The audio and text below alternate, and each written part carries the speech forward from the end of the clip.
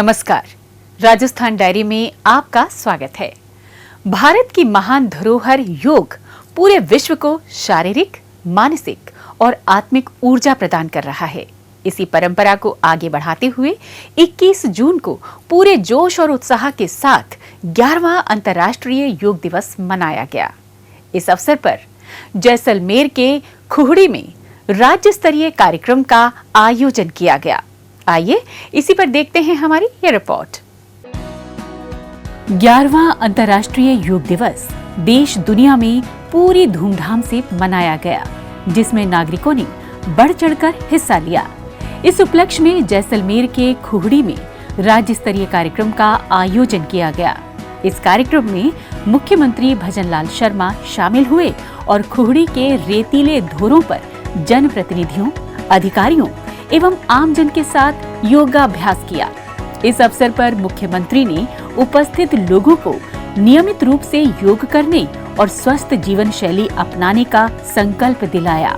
इसके बाद उन्होंने पौधारोपण भी किया। इसी क्रम में उन्होंने प्रधानमंत्री नरेंद्र मोदी द्वारा विशाखापट्टनम से दिए गए संबोधन को सुना। इस मौके पर प्रधानमंत्री ने इस वर्ष के अंतर्राष्ट्रीय योग दिवस की थीम एक पृथ्वी एक स्वास्थ्य के लिए योग को रेखांकित करते हुए कहा कि ये थीम पृथ्वी पर प्रत्येक इकाई के स्वास्थ्य के परस्पर जुड़ाव के गहन सत्य को दर्शाती है। योग एक गहन व्यक्तिगत अनुशासन है जो एक सामूहिक व्यवस्था के रूप में व्यक्तियों को मैं से हम में बदलता है। इसी निरंतरता में मुख्यमंत्री राज्य सरकार व्यक्ति एवं पर्यावरण की सेहत के लिए प्रतिबद्धता के साथ कार्य कर रही है। इसके परिणाम स्वरूप योग संगम कार्यक्रम के लिए राजस्थान लगभग 2,25,000 पंजीकरणों के साथ देश भर में पहले स्थान पर है। इसके साथ साथ उन्होंने कहा कि योग भारतीय सभ्यता की विश्व को देन है। योग शारीरिक व्यायाम के साथ साथ शरीर, मन, बुद्धि और आत्मा को जोड़ने की समग्र जीवन पद्धति है। योग केवल एक मेडिटेशन नहीं, बल्कि सभी शारीरिक समस्याओं का मेडिकेशन है। इसमें परंपरा, आधुनिकता, विरासत और विज्ञान का संगम है। योग तनाव, प्रदूषण और अनियमित जीवन शैली की चुनौतियों से स्वस्थ जीवन के मार्ग पर ले जाता है। योग मन व शरीर, विचार व कर्म, संयम व उपलब्धि की एकता का प्रतीक है। मुख्यमंत्री ने कहा कि योग भारत की प्राचीन संस्कृति का हिस्सा रहा है। प्राचीन भारत में योग के अस्तित्व के प्रमाण मिलते हैं, जिसमें योग मुद्रा में अनेक आकृतियां एवं अवशेष मिले हैं। इसके अलावा मुख्यमंत्री ने कहा कि राज्य सरकार ने जैसलमेर के विकास को प्राथमिकता देते हुए पिछले 2 बजट में 1,700 करोड़ रुपए के विकास कार्यों की घोषणा की है। इसमें 70 करोड़ रुपए की लागत से पूनम स्टेडियम में भूमिगत पार्किंग, किला पार्किंग तक हेरिटेज वॉकवे एवं सौंदर्यीकरण के कार्य, जैसलमेर में रिंग रोड का निर्माण कार्य करवाया जाएगा।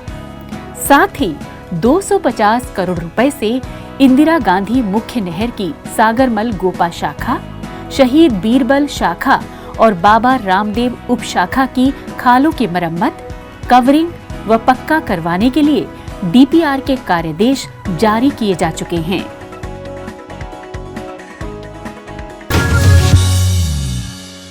पानी एक बुनियादी जरूरत है, जिसके बिना जीवन की कल्पना नहीं की जा सकती। लिहाजा राजस्थान सरकार द्वारा तेजी से कारगर कदम उठाए जा रहे हैं ताकि राज्य की पानी की आवश्यकता को पूरा किया जा सके। इसी की हालिया मिसाल है वंदे गंगा जल संरक्षण जन अभियान, जिसके अंतर्गत जालौर में आयोजित एक कार्यक्रम में मुख्यमंत्री भजनलाल शर्मा शामिल हुए। एक रिपोर्ट। जल है तो कल है, इसी सोच को मूर्त रूप देते हुए राजस्थान सरकार जल संरक्षण की दिशा में तेजी से आगे बढ़ रही है। इसी के मद्देनजर चलाए गए वंदे गंगा जल संरक्षण जन अभियान के अंतर्गत पूरे राज्य में अनेक कार्यक्रम आयोजित किए गए ताकि जल संरक्षण में जन सहभागिता को बढ़ावा दिया जा सके। इसी क्रम में जालौर के सीलू घाट पर आयोजित किए गए एक विशेष कार्यक्रम को मुख्यमंत्री भजनलाल शर्मा द्वारा संबोधित किया गया। इस अवसर पर मुख्यमंत्री ने कहा, इस अभियान के तहत प्रदेश भर में आयोजित लगभग 1.5 लाख गतिविधियों में 1 करोड़ 10 लाख नागरिकों की भागीदारी रही। 20,000 से अधिक जल स्रोतों के साथ ही लगभग 17,000 कार्यालयों, अस्पतालों एवं विद्यालयों की साफ सफाई की गई। 7,000 पूर्ण कार्यों का अवलोकन लोकार्पण हुआ और 2,200 नए कार्यों का शुभारंभ भी किया गया। उन्होंने कहा कि जल संरक्षण गतिविधियों के अंतर्गत लगभग 33,000 स्थानों पर श्रमदान के कार्यक्रम भी आयोजित किए गए। इसके साथ ही मुख्यमंत्री ने कहा कि प्रदेश में जल की आवश्यकता को देखते हुए राज्य सरकार ने प्रदेश को जल संपन्न बनाने की दृष्टि से ऐतिहासिक निर्णय लिए हैं। उन्होंने कहा कि राम जल सेतु लिंक परियोजना के माध्यम से प्रदेश के 17 जिलों को पेयजल एवं सिंचाई के लिए पानी उपलब्ध होगा। इसी तरह शेखावाटी क्षेत्र के लिए यमुना जल समझौते को मूर्त रूप दिया जा रहा है। राज्य सरकार इंदिरा गांधी नहर परियोजना के सुदृढ़ीकरण के लिए कार्य कर रही है ताकि गंगानगर, हनुमानगढ़ से लेकर बाड़मेर, जालौर को भरपूर पानी मिल सके। इसके साथ साथ मुख्यमंत्री ने कहा कि इसी तरह दक्षिणी राजस्थान के जिलों में जल उपलब्धता सुनिश्चित करने के लिए राज्य सरकार देवास परियोजना पर कार्य कर रही है। आने वाले समय में प्रदेश सरकार चंबल, माही और साबरमती नदियों के अधिशेष जल का प्रदेश में ही उपयोग सुनिश्चित करेगी। इसी श्रृंखला में मुख्यमंत्री राजसमंद में वंदे गंगा जल संरक्षण जन अभियान के अंतर्गत आयोजित कार्यक्रम में भी शामिल हुए।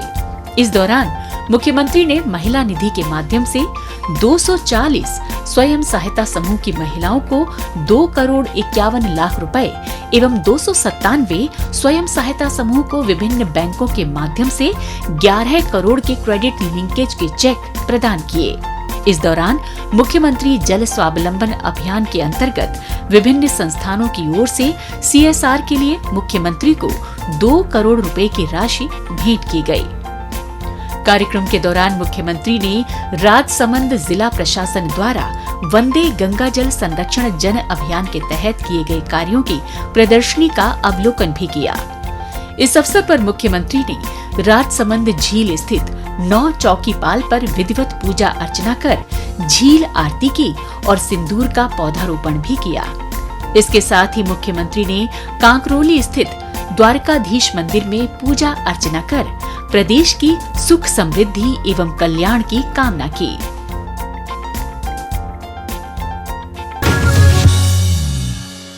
आइए अब डालते हैं एक नजर कुछ और खबरों पर।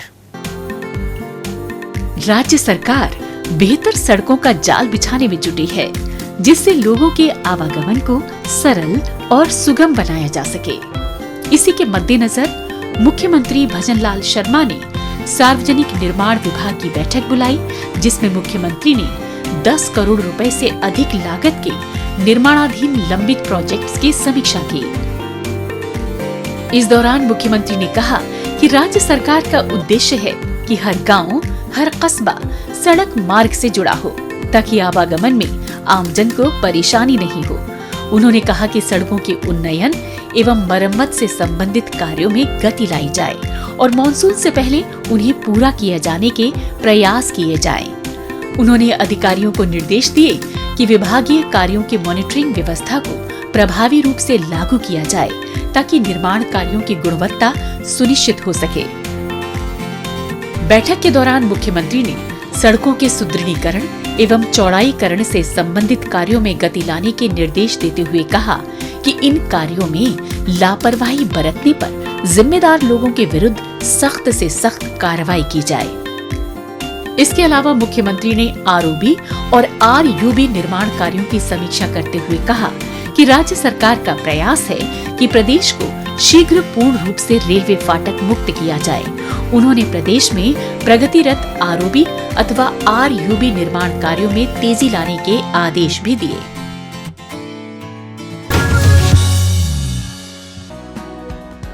मुख्यमंत्री भजनलाल शर्मा ने जयपुर स्थित मुख्यमंत्री निवास पर प्रवासी राजस्थानी सम्मेलन 2025 के मद्देनजर अहम बैठक बुलाई।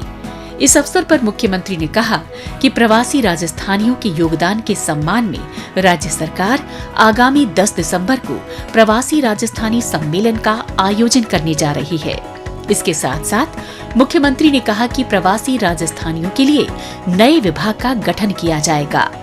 उन्होंने अधिकारियों को इस आयोजन को सफल बनाने के लिए समयबद्ध रूप से कार्य करने के निर्देश दिए। साथ ही उन्होंने कहा कि सभी जिलों में अतिरिक्त जिला कलेक्टर को प्रवासी राजस्थानियों से संबंधित मुद्दों के समाधान के लिए नोडल अधिकारी बनाने के संबंध में गाइडलाइन जारी की जा चुकी हैं। इस सिंगल पॉइंट कांटेक्ट के माध्यम से प्रवासी राजस्थानियों के विषयों पर त्वरित कार्रवाई की जा सकेगी। उन्होंने अधिकारियों को निर्देश दिए कि इस संबंध में कार्य प्रगति की नियमित समीक्षा की जाए और प्रवासी राजस्थानियों से नियमित संपर्क कर उन्हें प्रदेश में निवेश के लिए प्रोत्साहित किया जाए।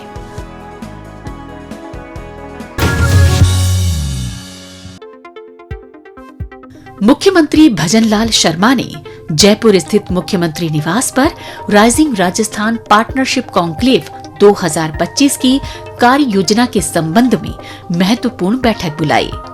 इस दौरान मुख्यमंत्री ने कहा कि पिछले वर्ष हुए rising Rajasthan global investment summit 2024 ने निवेश के क्षेत्र में नई ऊंचाइयों को छुआ, जिससे राजस्थान निवेश के प्रमुख केंद्र के रूप में उभरा है। इसी कड़ी में जयपुर में 11 व 12 दिसंबर को राइजिंग राजस्थान पार्टनरशिप कॉन्क्लेव 2025 का आयोजन किया जाएगा, जिससे प्रदेश की राष्ट्रीय एवं अंतर्राष्ट्रीय स्तर पर निवेश साझेदारी को और मजबूती मिलेगी। उन्होंने कहा कि उस कॉन्क्लेव में rising Rajasthan global investment summit के दौरान हुए MOU के क्रियान्वयन से प्रदेश के औद्योगिक एवं आर्थिक परिदृश्य में आए बदलावों के बारे में निवेशकों को विस्तृत जानकारी दी जाएगी। उन्होंने निर्देश दिए कि कॉन्क्लेव में city to city, state to state और इंडस्ट्री टू इंडस्ट्री के आधार पर राजस्थान एवं अन्य राज्यों और देशों के मध्य निवेश साझेदारी विकसित की जाए, जिससे प्रदेश के विकास को नया आयाम दिया जा सके।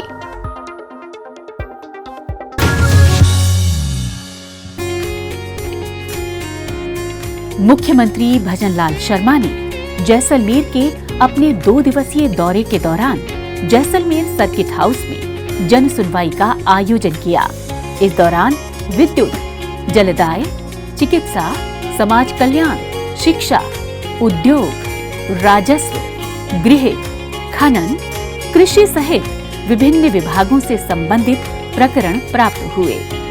इस अवसर पर उन्होंने आम जन की परिवेदनाओं को सुनते हुए मौके पर ही अधिकारियों को संवेदनशीलता से उनके त्वरित निस्तारण के निर्देश दिए।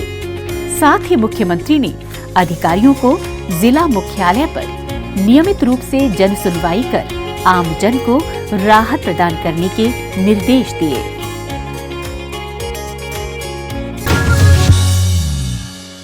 राजस्थान डायरी में आज बस इतना ही। अगले हफ्ते राज्य की नई नई गतिविधियों की जानकारी के साथ हम फिर होंगे हाजिर। तब तक के लिए दीजिए इजाजत।